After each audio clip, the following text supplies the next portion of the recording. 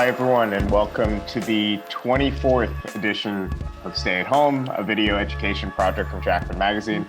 My name is Bhaskar Sankara, and I'm the editor and publisher of Jacobin. Basically, almost every day at 6 p.m. Eastern, I've been joined by a left-wing thinker who's been presenting a provocative argument, or at the very least, an argument that you want to hear for half an hour. Then we've been doing a Q&A from our live audience. So if you want to participate in that Q&A, all you need to do is make sure you're logged into YouTube. Then throughout the talk, throw in questions, and we will present them to our guest. So basically, our goal with this video project was pretty simple. Obviously, a lot of people are at home, hopefully just because they can work from home, though unfortunately, I know a lot of you have also had reduced hours and shifts and whatever else because of coronavirus and also the economic fallout. So we wanted to create this free kind of project that was slightly more interactive than our usual bevy of online articles and long form print pieces and whatever else. You know, a place where you could actually hear someone's voice, you could actually kind of argue with them, you could throw them questions and participate in the discussion. And obviously, given the environment, we decided that now is not a great time for our usual spring fundraiser. So our main ask and what we've been kind of pushing through these talks every time is just telling people to press like and press subscribe on the videos. The main goal for us is to reach as many people as possible with these left-wing ideas, to take them from the cloistered circles of just small little grouplets on the left and small academic clusters, and to bring them to a much wider audience, in right now we're reaching a couple million people on the Jacobin site. We hope in the future that's tens of millions, and we hope obviously that we could spark the kind of real mass popular media that we need, obviously connected to organizations and parties that represent the interests of working people. So this is just it in its extreme embryo, but we really do appreciate your support. And again, our ask is that you press like or press subscribe, whether you're watching this video live or watching an archive in the months to come. So this week in particular, I'm really happy with the rundown of material. So tomorrow we have Mike McCarthy, who'll be talking about the sources of capitalist power. What are the levers of economic and political power that capitalists have? How they will use these sources of power against any working class left attempt to redistribute that power. Obviously, that's the main goal of socialism, to seize power, not just to redistribute wealth or create, slightly more egalitarian distributions of wealth. Though obviously, that's not a bad byproduct on the road to democratic socialism. So he'll be talking about that. Then the day after, we have Kate Aronoff, who will be talking on Thursday night about the Green New Deal. Then on Friday, we have Dan Finn, who'll be talking about the history of Irish republicanism. I'm stuck here during this quarantine in the Boston area. I'm passing a lot of places, a lot of bars and pubs that were minor sources of funding, that and the Libyans for physical force armed Irish republicanism.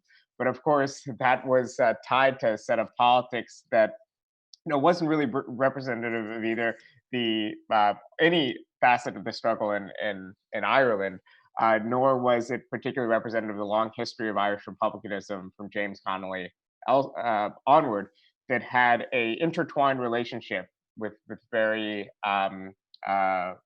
more explicitly socialist trends. Of course, Connolly was a socialist, but later on, the movement kind of diverged onto different paths. So Dan Finn will give kind of a socialist take on Irish republicanism that I'm looking forward to. Then on Saturday, we have Weekends with Anna Kasparian and Michael Brooks. That'll be the third episode. Our guest that night is Brianna Joy Gray for the Sanders campaign. That's at 1 p.m. Eastern. Then later in the day, we have Catarina Principe talking about the Carnation Revolution in Portugal, what it accomplished, what missions it left unfulfilled. So tonight, I'm pleased to be joined by Dustin Guastella, Dustin is a regular contributor to Jacobin. He just recently wrote a long piece on the Jacobin website about third partyism and why a lot of third party efforts are doomed to fail because of structural constraints in our system. He also wrote another Jacobin piece with Jared Abbott, who was our guest yesterday. And that piece focused on what is the structure of the political formation that might arise in the US that could represent working class interests. And that article was a somewhat abridged, somewhat punchier version of a really, really worthwhile article they wrote in Catalyst called A Socialist Party for Our Time. Dustin is also a director of operations for Teamster Local 623, and he's based in Philadelphia. So, without further ado, please press like, press subscribe. I'm going to pass it off to Dustin, who's going to give a presentation for a half an hour. While he's talking, please give us questions in the YouTube chat. Then we'll have a Q&A with Dustin afterwards. And today, of course, he'll be kind of building on these arguments, and he'll be talking about what is this political structure in the US? Why was it built? And how it really prevents working class interests from being expressed. And what are our end ways around it? So hopefully he'll get into this. For those more interested in this discussion, obviously read those articles that I mentioned earlier. And we're going to put links in the description. But Dustin, why don't you take it away? Sure. Thanks, Bhaskar. So this talk is kind of to do a couple things. One, I think socialists in general care a lot about parties, and the building and formation of a working class party has long been the kind of interim goal of the socialist movement everywhere in the world. Despite that fact, I think socialists in America and in particular abroad have a very weak grasp on the American party system in particular and the uniqueness of the American party system. So what I'm going to try to do here is give a very brief, very truncated history of the American party system.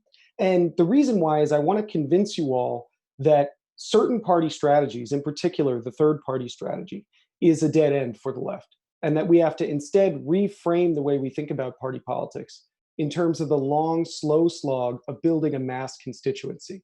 And I'll explain a little bit more about why that is in particular. So the American political system is uniquely undemocratic, and this is not by accident. James Madison claimed that the great object of the American Constitution was to frustrate the possibility of what he called majority factions, or what we would understand as party government, right? And so in his Federalist number 10, he lays out a position that says, if we construct a government with a maze-like system of balances of powers, tons and tons of elected seats, and all of these different mechanisms to frustrate and exhaust the possibility of parties forming, then we can ensure the sort of sanctity of a truly democratic republic. In his mind, what this meant was making sure the rabble were not involved in politics. Well, Madison tried his best, and I think it was a noble effort, but the party system does grow up in the United States. And it's important to see why, even despite Madison's best efforts, we get parties. And the party system really grows out of Thomas Jefferson and his genius. And we'll talk about what it was and how it came about. So you'll see here that Jefferson realizes pretty early on in the political system that there are two political sects that have arisen within the US. The one are called Federalists, sometimes aristocrats, monocrats, and sometimes Tories. And the latter are self-styled Republicans, Whigs, Jacobins, anarchists, disorganizers, etc. So both parties, both of these factions, Jefferson notices, are congressional phenomenons. They are parties that exist within Congress. And this is important for the entirety of the party system. And we'll get into what the difference between a congressional party is and a mass party. So the point of congressional parties is to organize within the legislature to get certain legislative gains across the boundary, right? There is a problem here, though. Congress is a finite number of seats. It was much smaller back then, but it was a finite number. So if you're a party member, you're a faction organizer or a caucus, you're going to go around and try to convince as many Congress members to join your faction as possible. However, at a certain point, you hit 50%, and half of Congress is your party and half of Congress is the opposition party. And now you're at a deadlock. So what do? Jefferson's genius was, he said, okay, let's take this party idea and bring it out to the citizens, bring it out of Congress and bring it to the country at large. And so by 1796, politics in nearly every state was dominated by these two parties. This had a profound effect. It introduced what we understand today as party competition. So instead of just voting for an independent representative in Congress, you started voting for a party. The system that Madison had developed was ultimately really incapable of stopping the existence of parties, which emerged in their full form by 1828. And you can see that the way the parties emerged, they really had a lock on every congressional seat. There's very few areas where somebody could run without a party and win an election. But what it did do, Madison's plan, what it did do was it created a really strong tendency toward the two-party system, or the duopoly. Still, prior to 1842, third parties and minor parties had a real chance at getting into Congress in decent numbers, because around a third of all Congress seats were determined by what were called at-large districts. So this meant if you were in a state that had at-large districts, this meant if your party captured about 25% of the vote, you would roughly be able to send about 25% of your congressional members to Congress. This made it so that some third parties could continue to have some weight in the political system just by virtue of the rules that were allowed. However, when the Whigs got a majority in 1842, they instituted what we now know as the winner-take-all single-member district system. Now, I'm going to try to unpack what this is, because you hear this term a lot, winner take all, first past the post, all of these phrases. But the simplest way to understand this is that in this system, in order for a party to win any seats, it must win an election outright. It has to win the election to send its members to Congress. It can't get 25%, it can't get 30%, it can't even get 49% of the vote. It has to be the number one party in that election. So theoretically, what this means is a party could win 49% of the vote in 100% of the districts and send exactly 0 people to Congress. It's a remarkably unrepresentative and undemocratic system, but it's one that has really profound effects for the way that parties later operated. So naturally, if you're a losing party and you can't win seats, you're going to try to consolidate your party with larger parties. You're going to try to latch on to larger parties that can actually make a majority, right? The goal always is the 50 plus 1, because if you can get 50 plus 1, you secure your seat in Congress. And so what you start to see in this period is the combining of different parties of like interests, different constituencies, to maximize their vote share in order to send representatives to Congress. Failing to do this, failing to actually maximize your vote with a major party, resulted in what was called a spoiler problem, or splitting the vote. And we're all kind of familiar with this, right? If you have two parties, one of them gets 49% and one of them gets 50% of the vote, but one minor party gets that 1% extra, the 49% losers are going to blame that minor party for their loss. And they're not wrong to do so, so long as that minor party actually has similar interests to the major party that lost. It's a logical explanation. So this has two real incentivizing factors. One is that small parties start to ally with big parties. They start to say, okay, we can't win elections outright. Let's work with a larger party to try to win elections. And second, and this is really, really important, voters start to become incredibly suspicious of small parties. Because the system rewards the majoritarian parties, voters start to think, I don't want to waste my vote on a smaller party when I can vote for a majoritarian party and hopefully get something out of it. All right, so these are basically the rules that are set up by 1842. This is the institutional structure of the American party system by the 1840s. Now, even though it seems like we've reached a two-party stasis and there's no chance for changing anything at this point, parties do change, and new parties can be formed. And there's some really radical shifts that happen in the mid-1850s that are important to look at. And the most important example, I think, is the most important example, is the collapse of the Whig Party in the 1850s. So the Whigs were a dominant major party in the United States, and they were split over the issue of slavery. And when the anti-slavery Whigs and the Free Soil Democrats, which were the anti-slavery Democrats, began to build their new third party, the party system in the North had rapidly started to collapse. There was lots of disalignment, lots of Congress members jumping over to different parties, changing their votes, changing their factions, et cetera. So from the start, the third party founders, the Republican Party, the radical Republicans, the Republican Party founders had scores of Congress people and state level politicians working with them at the birth of their party. So as the Whig Party is collapsing, it's not like it just vanished. Those members of Congress jumped ship to a different political party. And that political party was the Republicans. Nonetheless, for a brief period, it might have looked like the United States had achieved multi-party democracy, especially from, you could argue from the 34th to the 36th Congress, there was a real multi-party system, right? There was the Republicans, the Know Nothings, which was a nativist anti-Catholic party, and the Democrats. And there were a number of independent Democrats, and there were still some smaller parties even that held on. Yet after the Civil War, the two-party system emerges triumphant, and it is intact, and there are two major parties left. They are the Republican Party and the Democratic Party. And this is important because it shapes the rest of the way that we actually think about how parties sort of protect themselves. And the important thing they do in the 1880s is they institute ballot access laws. So they realize, these two major parties both realize, that there are these minor parties that could cause them spoiler elections. So what they do is they institute these ballot access laws, making it harder for parties to get on the ballot to cause a spoiler election.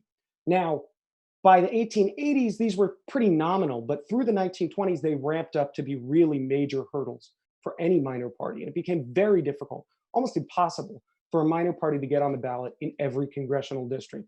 And if you can't get on the ballot, you can't compete. So now we're going to shift gears a little bit and talk about the late 19th century.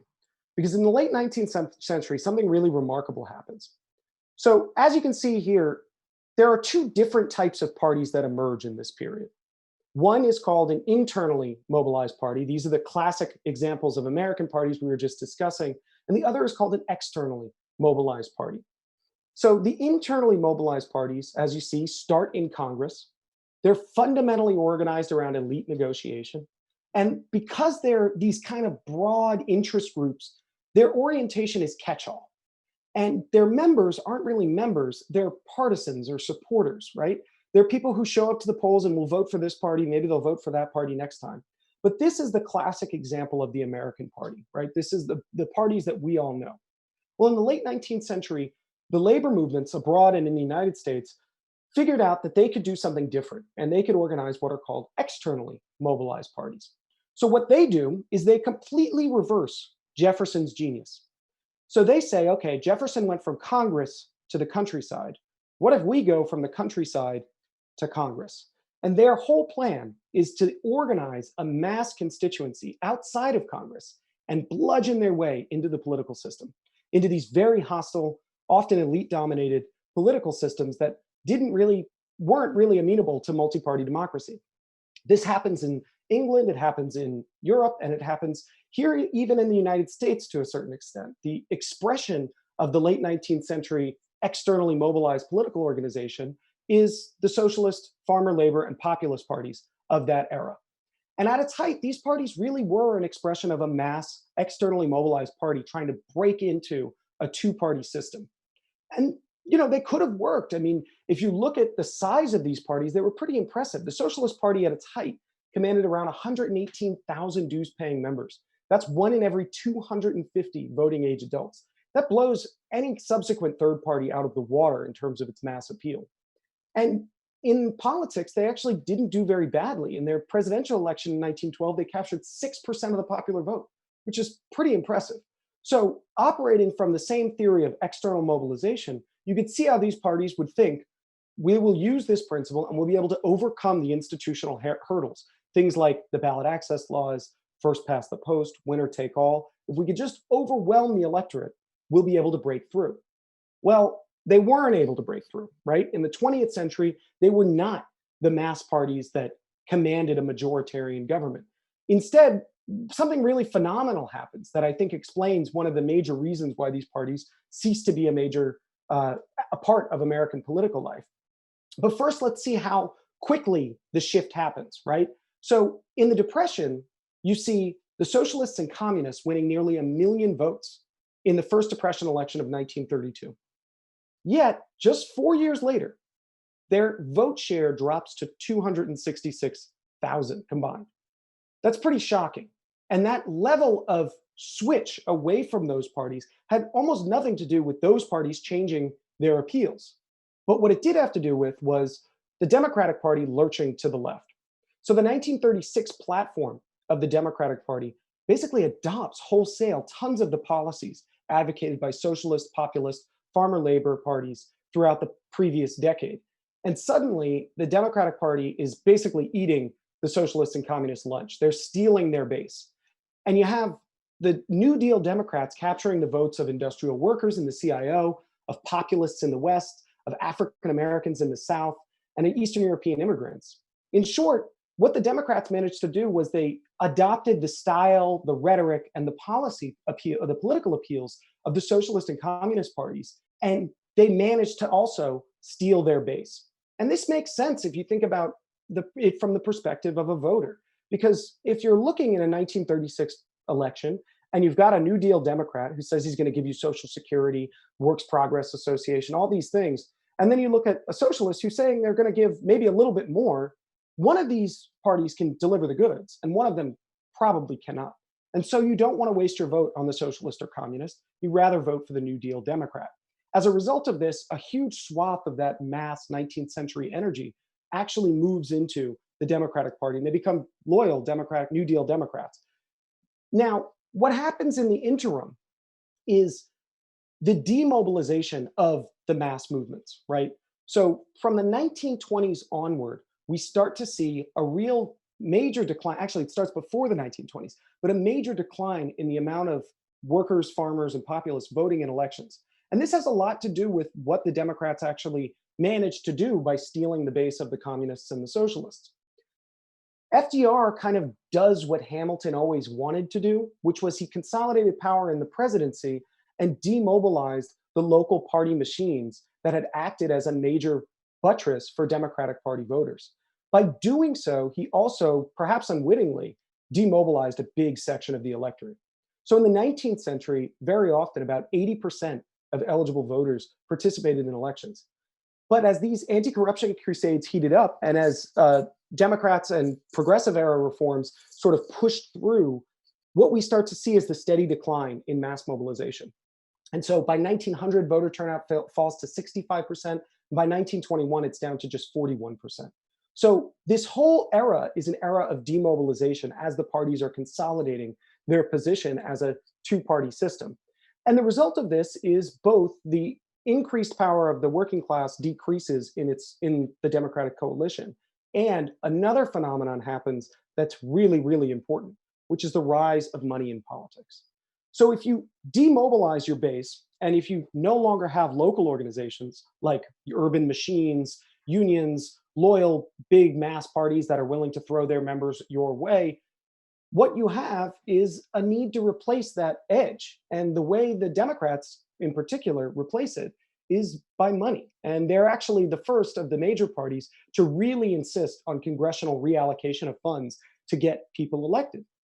So you start to see what's known as the centralization of party voting, or the party polarization effect. And this is what you hear political scientists talk about today. Oh, we're so polarized, there's no talking between the two parties. And if you look here, you can see this is true. Parties now vote on their party line more and more and more. Soon it's going to be 80% of all votes are going to be party line votes. Right down the middle, you can predict who's going to vote what way at what time.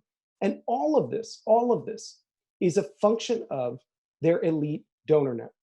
So what the parties have become after demobilizing their electorate is back to their origins. They are fundamentally now elite factions warring in Congress over priorities that their donor class is telling them are important. And this is why you see all of the kinds of phenomenon where the only people who vote are upper middle class, and the only votes that get taken in Congress are ones that affect the business community.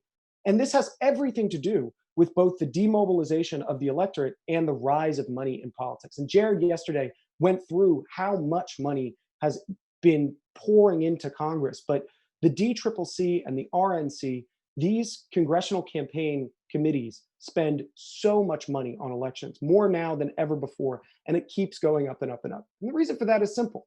They want to discipline their candidates. They want their candidates to fall in line with what their donor class says.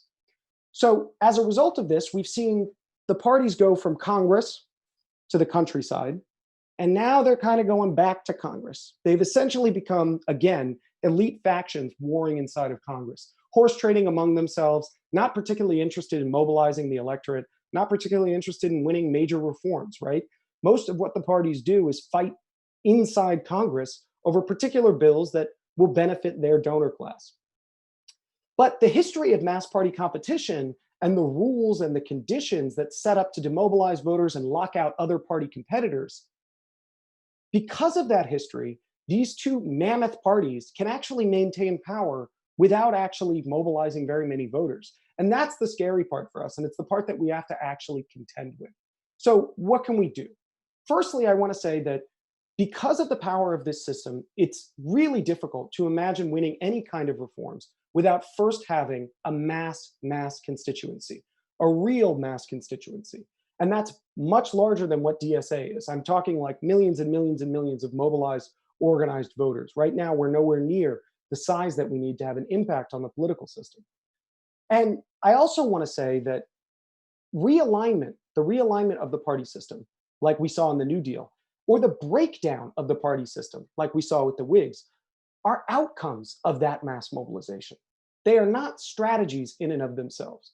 So you'll often hear a lot of socialists in particular talk about two different strategies of electoral politics. One is the realignment strategy and one is breaking with the Democrat strategy. But these aren't strategies, they're outcomes of mass mobilization. The strategy remains, as it ever was, the mass mobilization of working class voters into the political system.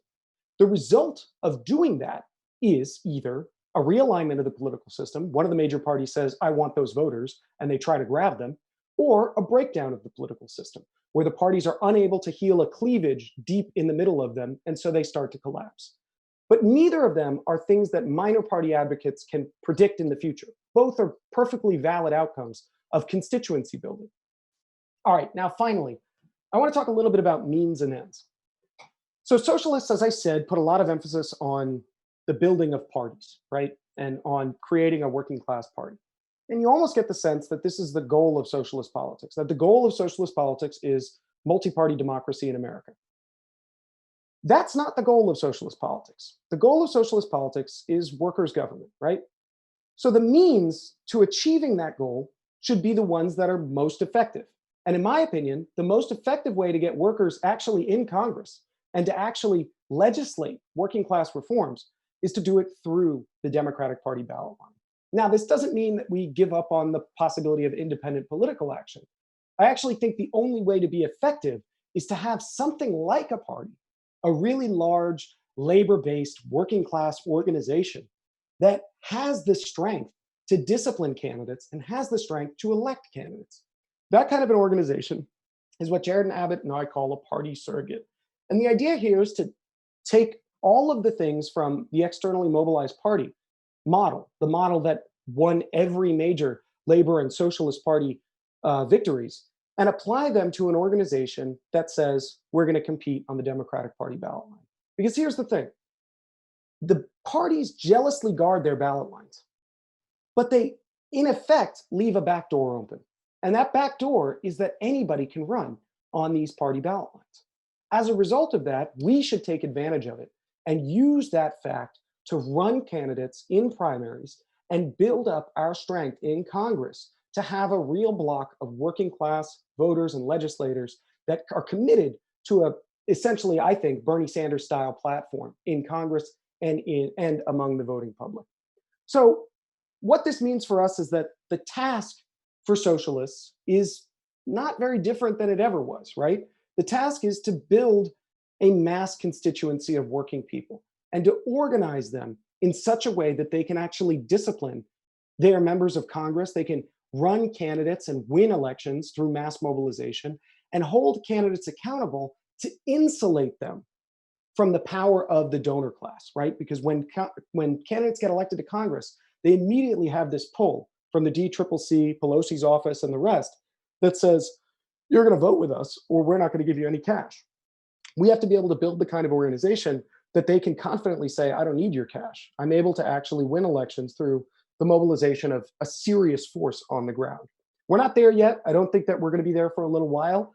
But I think that this is the kind of thing that grows out of practice, right? It's not something that can be called into a convention overnight, but it's the kind of thinking and the kind of constituency building that will help us get through the road ahead and help us build a real constituency for socialist politics in this country that I think is possible and I think is plausible. So I'll stop it there. I think that there's going to be plenty of questions, and hopefully we can get through some more of this stuff in the Q&A. All right, great. Thanks a lot, Dustin. And to everyone watching, just a reminder, press like and press subscribe on the channel. We have a bunch of stuff coming up this week. And we're going to be doing these videos almost every day at 6 o'clock indefinitely until we all go crazy. Let's see. I mean, from being stuck inside because of the quarantine, not from the videos, I would hope.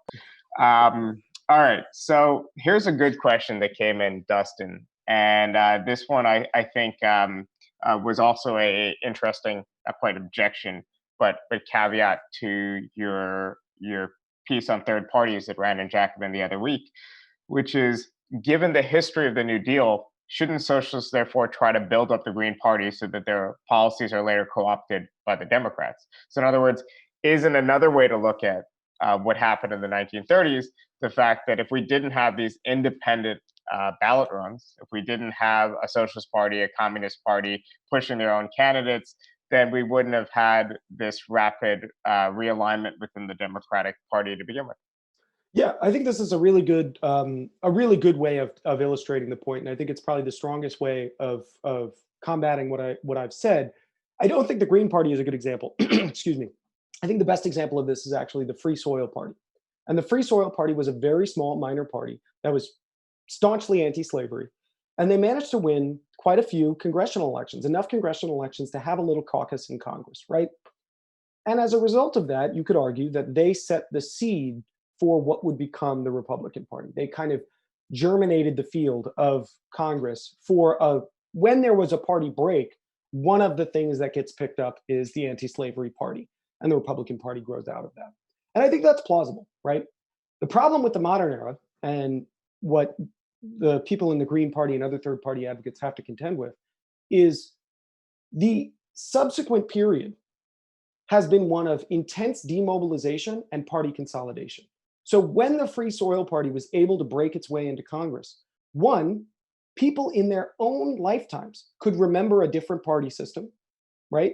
We talked from 1796 through 1828 and all the way through the 1850s. We talked about a bunch of different major parties.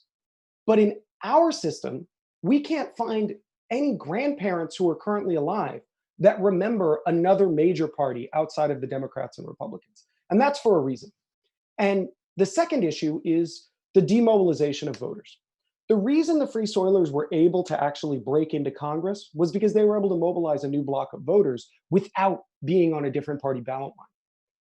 If you see the way the Green Party has operated, they've been completely incapable of mobilizing any new group of voters. They've been stuck with the same group of voters that they've had for decades and decades and decades. And that's by design.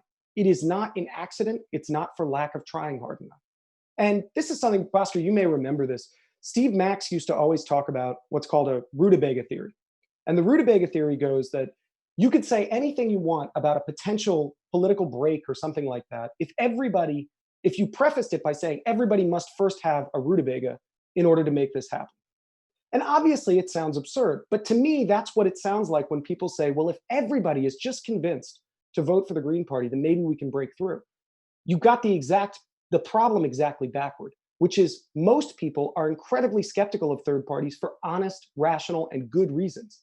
Now, does that mean we can't build a constituency? Absolutely not. We should build a constituency, but we should do it through where there already is a mass base. And that's the group of working class voters that can currently vote for Democrats. All right. So another question, which is from Peter. What are the most pressing institutions that DSA and other Bernie movement/socialist bodies need to build in the next few years to build an externally mobilized party surrogate?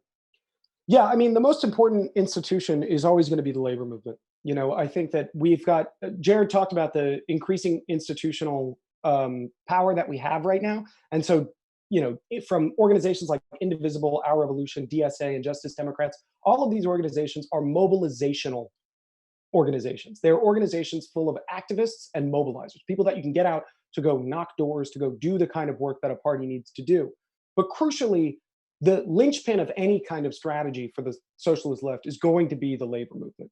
And I think the most important thing that socialists, in terms of institutional strength, need to build up is the institution of the American Union movement. If we manage to get Mark Dudzik used to say, if we could get 10% of the union movement to move politically, we could change the world. And I think that's right. I mean, I think that if we can get a chunk of the labor movement to really put its effort behind an insurgent left-wing politics, we could change this country very quickly, because it's the labor movement that has access to a mass working class base. And it's the labor movement that has the kind of resources and natural political subject, the worker, that engenders socialist politics. Outside of that, I think it's very difficult to kind of bring these things forward from thin air.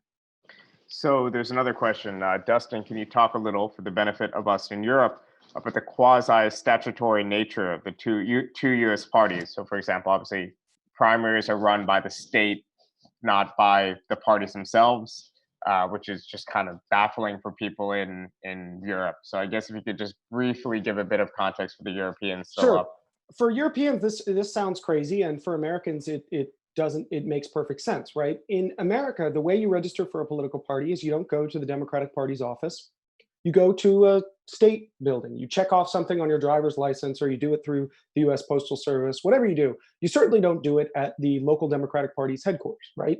So the state actually controls the ballot lines. The state is who says who belongs to what party. And beyond that, like Bhaskar just mentioned, the state also sets rules on what the private political parties do. So it's not the case that the parties themselves get to make all the rules for their primaries. The state actually gets to make a lot of those rules. And the result of that is that the parties and the state are so sort of enmeshed, it gets very difficult to figure out where the party ends and where the state begins. In fact, if you do research on this kind of things, there's a lot of really funny moments, especially in the New Deal era, of party bureaucrats not understanding whether or not the decisions they were making were decisions made by the bylaws or constitution of their party, or whether they were decisions made by the state and the government. And that's, unusual. It's very bizarre for any kind of party system to be so enmeshed with the constitutional fabric of the country that the parties and the state are basically one and the same. All right, let me go through these questions. Alex says, this is the most depressing stream. All right, Guy, have you actually looked at streams on the internet? It's mostly like 19-year-old kids playing Call of Duty and threatening people. It's streams are bad. This is one of the best streams, I would say. All right, Wayne has a nice question. Would a takeover of the Democratic Party be more successful beginning with state house level legislative primaries? All right, so this is an important thing to sort of explain. What I'm advocating for, Jared and I are advocating for, is not the takeover of the Democratic Party. And this is always what people accuse people who are interested in our kind of politics of, is, oh, you're never going to be able to take over the Democratic Party.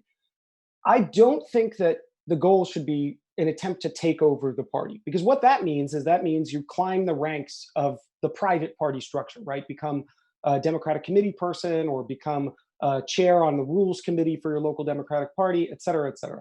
I don't think that's a fruitful endeavor for a lot of people.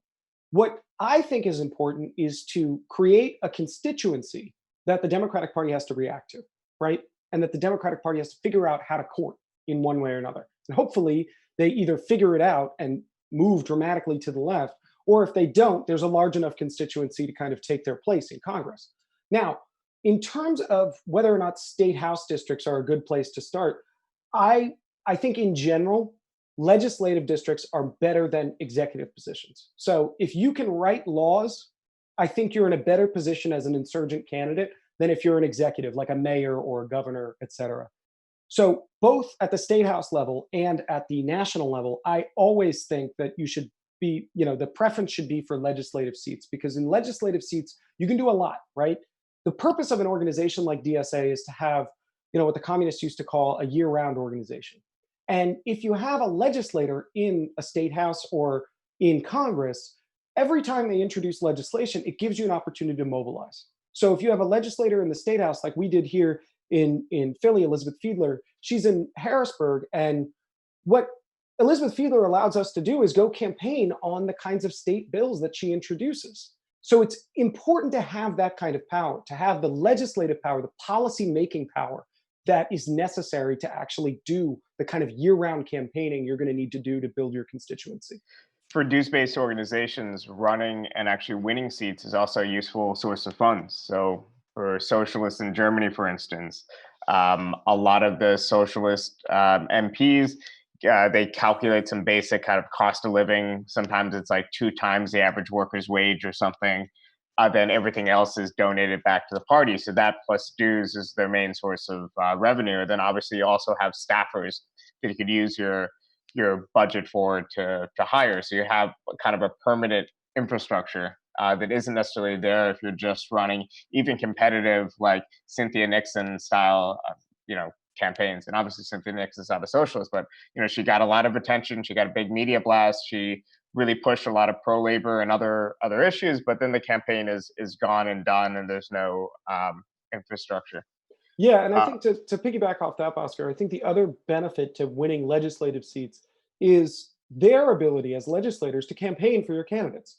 And so one of the most important aspects of the American political system is that existing politicians spend a lot of time campaigning for their party, their partisan fellow electeds, right? So when you have the ability to get somebody from the legislature that's already proven that they can win an election, that's built some trust with the constituency, come back down out of the legislature and start campaigning for another candidate, it helps build your legitimacy among your base, right? It helps show that you can win elections. It also shows that you can actually do something in the state house. And I think it's important for people to realize that winning can only beget winning if the candidates themselves are convinced that they can win an election. And it's very hard to get good candidates convinced they can win an election if you're running completely independent of one of the major parties. Okay, so you could feel free to pass on this one, but someone asked a question, a bit more of a historical question. How did FDR demobilize local parties? What steps did he take to do that? So if you want to dive into the breaking down of party machines, which I guess didn't completely happen in Philly and Chicago and a few other places, but really, happened Yeah. around that time in other cities. Yeah. So what FDR does is, I mean, he uses the history of the Democratic Party's machines is really fascinating because it tells the story of how these local party organizations became such heavyweights in a national party that really never liked them or wanted them around. And in 1939, FDR passes what's called the Reorganization Act. And the Reorganization Act functionally put way more power in the hands of the presidency and in the hands of the executive than it did in the hands of local parties, and in particular, party machines. Now, what FDR used his New Deal programs for was he had basically a carrot and stick approach. And the idea was he would punish local party machines that didn't want to work with him and reward those that did. And what you see is Tammany Hall doesn't really want to work with FDR. They're not very fond of FDR. And FDR punishes them quite dramatically. In Chicago, however, the Daily Machine actually does want to work with FDR, and they stick around much longer as a result of it. But chiefly, the party machines themselves start to wither and die by the mid-century, all of them. And this is a result of changes in the reforms. So what does this have to do with mobilization? Well, one of the major ways that working class urban people engaged in politics was their party machine. They listened to their party machine to figure out who to vote for. They were mobilized by their party machine, and their party machine served as quasi welfare states a lot of the time. The party machine actually provided material support to individuals, especially in impoverished neighborhoods. And so once you dry these party machines up for mostly good reasons, right, anti-corruption reasons, once you dry them up, though, you really demobilize the voters behind them. And so this is what we see if you get into post-war party politics. John F. Kennedy is the first person to use the party primary system in all of his attempt at winning the presidency. And this is because he recognizes that the party machines are no longer a power block in the party. And so by 1960, he's already thinking, I just have to go win party primaries. I don't have to do the backroom deals with the urban machine. Prior to that, most of the electorate was mobilized by their urban machines and told who to vote for. And so you went and you shook hands with an urban machine Democrat, and they told you whether or not they were going to give you votes and how many they were going to send to the convention for you. After the 60s, it becomes a primary system across the board. And by doing that, two things happen. One, again, you demobilize the working class vote by getting rid of the machines. And two, the candidates themselves start searching for bases. Instead of the base being organized in an independent bloc, the candidates go out to try to find a base. They go out to try to make a base. And this is why you hear things in American politics that sound bizarre in other countries, like the Bernie base or the Biden base or the Obama voter, or it doesn't make sense in a lot of other contexts, because only in the American system does the candidate try to build a base from the start. In most systems, the base exists and the candidate has to win them over. So there's one question that came up, just piggybacking off this old point about legislative versus executive seats. I just to clarify, I think we're both in favor of running big executive campaigns. Like, for Yeah. example, we have a national Bernie style candidate, and that's a tremendous shortcut. And of course, we should take advantage of that. But we're not always going to have a Bernie, and we're not always going to be in a big, you know, election year cycle for an executive seat like the presidency that can use that bully pulpit with that right candidate. So in the meantime, obviously, we have to think about what local groups are going to be doing in this party surrogate, or what local DSA chapters and others should be doing today. And obviously, on the electoral end, you know, a lot of that is state races. But in particular, what about city council versus state? Yeah, I mean, like I said, I think that those are functionally the equivalent of legislative races in a lot of ways. In a lot of cities, that's it's basically you're in a position where you can write policy, right? You're in a position where you can write legislation. And I just want to say, like, in terms of the Bernie question and executive seats, Bernie was a singularly unique moment, and we were absolutely right to jump whole hog behind the Bernie moment. I think all of us know that, but the tendency on the left is to assume that Bernie is not unique, and instead that what we should do is consistently run presidential candidates on a third party line. Those of us who have been on the left since before Bernie Sanders will remember the constant chaotic attempts to win some marginal portion of the vote with a third party candidate in a presidential election. I personally don't think that's a very good strategy. I think it weakens your mobilizational capacity. Whereas if you run these kind of candidates on a legislative level, you can really win. And don't get me wrong. I mean, if you have the chance to take a mayoralty or a governorship with a mobilized mass base and a working class candidate, you should absolutely do it if you can win that kind of election. But I'm saying that I think strategically it is often better to run state legislative and congressional elections and even city council elections than it is to run in those big mayoral or governor races. So should we be focusing? Shit, there's a few fire trucks passing by me. Uh, Salute to our heroes. It's not cops, people. It's the fire department. They're good. All right. So, what about running explicitly on constitutional and other reforms like ranked choice voting and other things? So obviously, our popular mass appeal is going to be things like Medicare for all. It's going to be our jobs, our trade policy, things like that. But many third parties in other countries and other contexts, and obviously our party surrogate is in essence that, even if we're not running on our own ballot line, fight for democratic electoral reform to kind of cement our victories. To what extent would you prioritize that? Yeah, I mean, I think on the campaign trail, you should prioritize materialist demands. I think you should prioritize the bread and butter demands. I think things like Medicare for all, raising the minimum wage, a job guarantee, free childcare. These are things that actually get voters out to vote. Um, changing the first past the post system to a proportional representative system or changing it to at-large districts is just not an inspiring political program, unfortunately. But nonetheless, I think on the back end, there's socialists should absolutely support democratizing the American system, and that can take a lot of different forms. But it certainly means that we would try to lower the barriers to voting and lower the barriers to party entry and all that kind of thing. But I think on the campaign trail, you should focus on the bread and butter. You should focus on the heart of what makes a working class platform a working class platform, and that is that it combines workers on their shared interest in challenging the power of the billionaires and redistributing material benefits to the vast majority of the country. So Andrews is wondering what our stance should be on things like the next DNC chair. So obviously, a lot of the Bernie-crat side of our broad coalition, the you know what I mean when I say Bernie-crat. Obviously, we're Bernie supporters too, but those people were very much focused on a lot of the institutional reforms that Sanders was pushing within the Democratic Party. Our stance on the left was obviously not opposed to that, but we weren't really going out there with Keith Ellison buttons. Should we have been, or is that a distraction from our broader strategy of using the Democratic Party ballot line while maintaining some semblance of political independence or institutional independence for this party surrogate? I mean, look, I think that the way to approach this is to say if we had a more friendly DNC chair, that's great. I'd love to have a more friendly DNC chair. Do we have the power to institute a more friendly DNC chair? Absolutely not. No way. We're just way too small to do it. And even if we were large enough to do it, I'm not sure there's really much value in pushing that sort of thing. I think the more important thing is the less sexy thing, which is the kind of low and slow building of a constituency on the ground.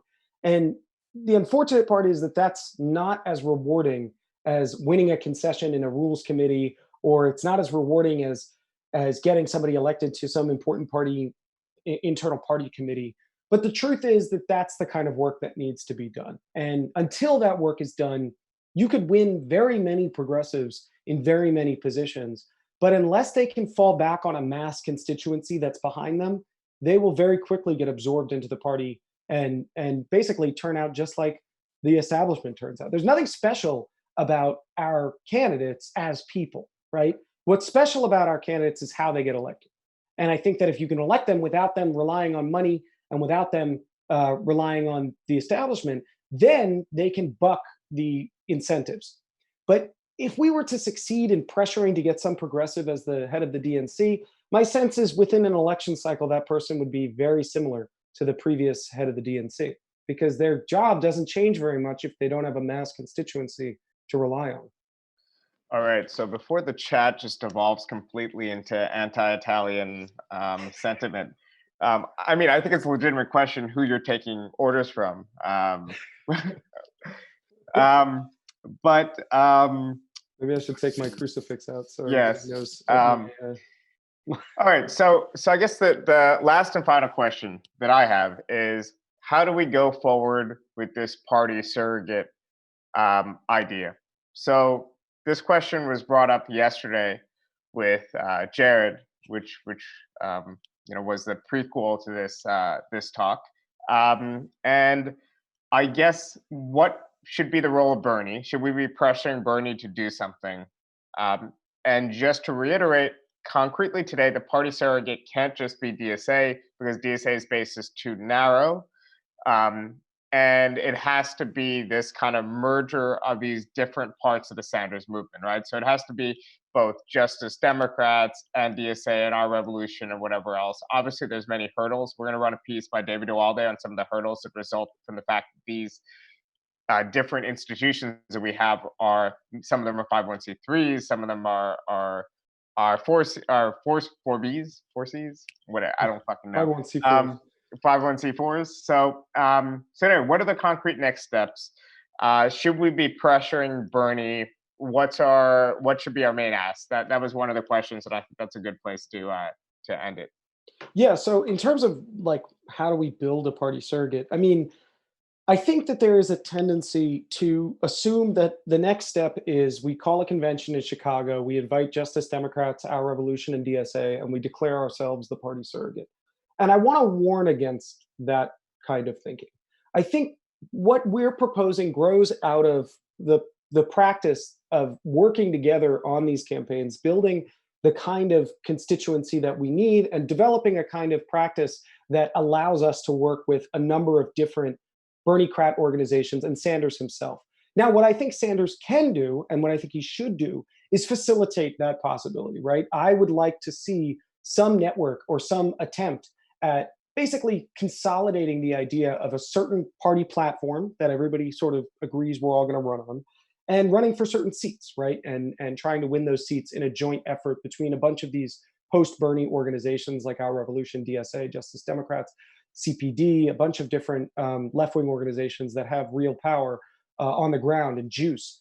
But ultimately, the next step is as it ever was, and that's campaigning for Medicare for all. And I think that the most important thing we can do is build up a real pressure to create a cleavage in the Democratic Party about pro and anti-Medicare for all.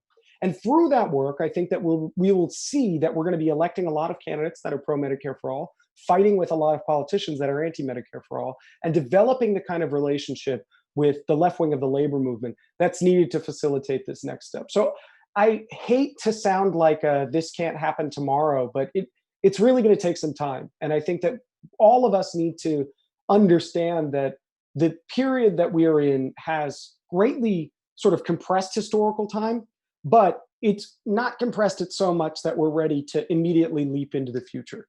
And so what that means is tomorrow we go out and we do the boring stuff, right? Tomorrow it's millions of small conversations, building up trust, getting people invested in this politics, invested in this platform, and getting them committed to actually vote for our types of candidates. That's what I would like to see. I think Bernie can play a major role in that. He's the singular left-wing figure that is a national figure that actually can sort of congeal a real constituency right now. So I think he has a very important role to play going forward. And I think that all of us have to be committed to building this thing for the long haul and figuring out how we actually break into the American political system. All right. Well, that's a great place to end it. I'm sorry if I missed your question, Ryan. I'm not sorry about missing your question, Paul. I am sorry about missing yours. That was a good question. But I think that's a nice kind of neat way to end it. And obviously, we're going to continue on these conversations in the days and months and years and decades and epochs to come until our final victory. And in the meantime, just press like and subscribe to this channel. So we start with the politics of small personal individual consumption choices. So that's really the best way to go forward. So press subscribe. Check out Dustin's work in both Catalyst and Jacobin. Check out his co-writer Jared Abbott. He did a great talk yesterday. People are going to be debating which one is better. I'm a part 2 guy normally, but it's a tough debate, so you have to go through and see which one's better. So tune in tomorrow. We'll be on at 6. Thanks a lot to Dustin, and again, please press like, press subscribe, and I'll see you all later.